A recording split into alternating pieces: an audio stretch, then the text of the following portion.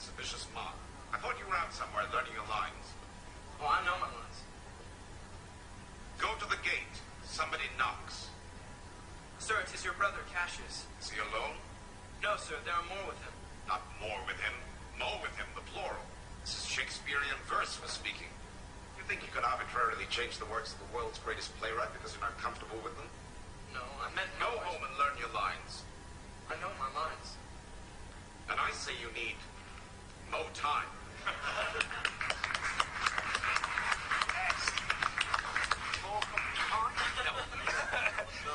Yeah, you know, absolutely. So, I mean, this is a very different type of movie that you're used to playing in. I mean, did you find it, you know, was quite a bit of pressure behind it? You know, when you went on set, you were delivering your lines, doing all your thing.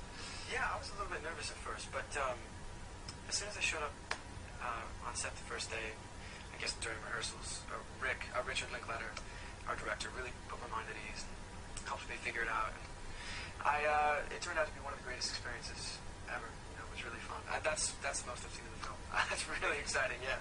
Well, yeah, it looks great. Orson Welles is played by Christian McKay, who's an Englishman who we've never really heard of before. This is his first big film, isn't it? And an uncanny resemblance to Orson Welles. That's the real Orson Welles there on the right side of your screen, and that's Christian on the left there. And he played it formidably, didn't he? It was pretty incredible. That's what honestly I'm most excited about. Is I was able to kind of be the conduit for Christian's performance.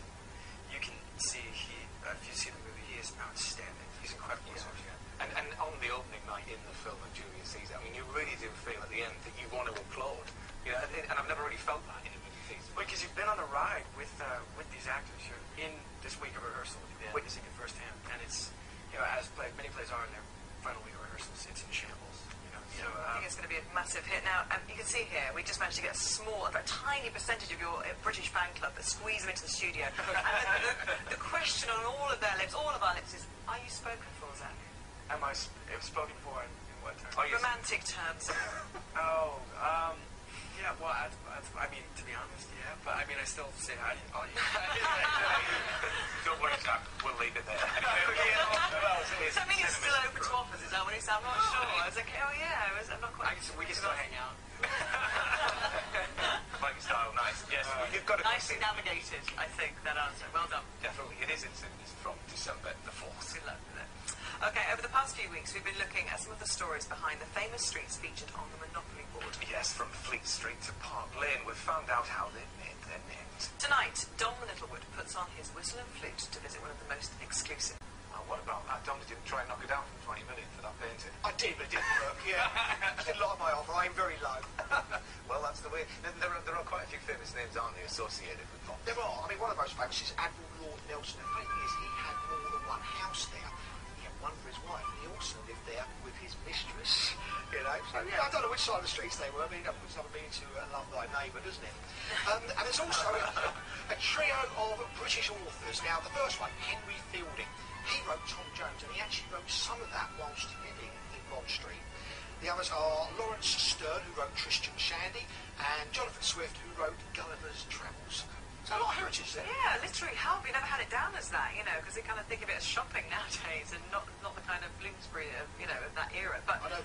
James Bond, there's a connection with James Bond. There is, yeah. Ian Fleming, when he wrote On Her Majesty's Secret Service, mentioned the fact that James Bond was a descendant of Sir Thomas Bond. So there's a link there. You know, it's fictional, but there's a link. And there's a link with you, Zac, because we've read that you sometimes feel like James Bond when you're trying to kind of go incognito around the streets of whichever town you're in. Do you find it hard to kind of go unnoticed?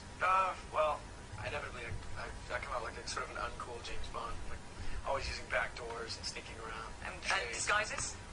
Well, sort of, yeah. But you can't tell us, because that would give away the disguise. Yeah, I'm not going to tell you what my disguise is. Apparently it's a mask of you, Don. Yeah, and he gets really long. I mean, it's extraordinary. Zac, I don't know if you know, but Mariah Carey's in town, and she's just opposite, just down the road, did it in shopping centre. Oh, really? Turn on some Christmas lights. But she's been making some pretty amazing diva demands. Now, she's after 20 white kittens in a dressing room, 100 doves. But there she is, looking very comfortable in the dressing room. Some butterfly confetti to be showered all over her. Now, you do seem like a really nice lad. You haven't made any demands at all, but do you ever ask for anything specific when you go places? Ask for anything specific? Yeah. Probably all that stuff is in my dressing room. Yeah. Of course. Yeah. Anything on your rider that is quite exceptional, no? My rider. Is that what you call it? Is that what bands call it? You know? No. He's so simple. He's so sorry. Pumpkin pie everywhere he goes, that's all he wants. Yeah, thank you very much for slipping out. Yeah. Now then, a very big thank you to all of you who've been generously donating towards the one-show totaliser of Terror. So far, you have raised 86,000. What about that? And we have a result. We can now go to Adrian in Swansea and Christine in Belfast to reveal who's going to be sponged and gunged in the stocks of shame.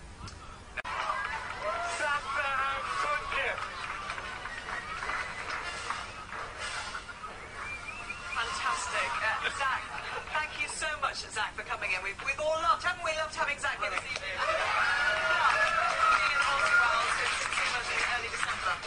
It is indeed. Well, that is it for tonight. No one show tomorrow because of children in need. Adrian and Christine will be back next week with more terrific guests. Yeah, Will Young, Matt Holden, Sir Ronald Fives, Julia Smith, and Michael McIntyre all here. We'll see you later. Have a good evening. Bye-bye. Bye-bye. Take care.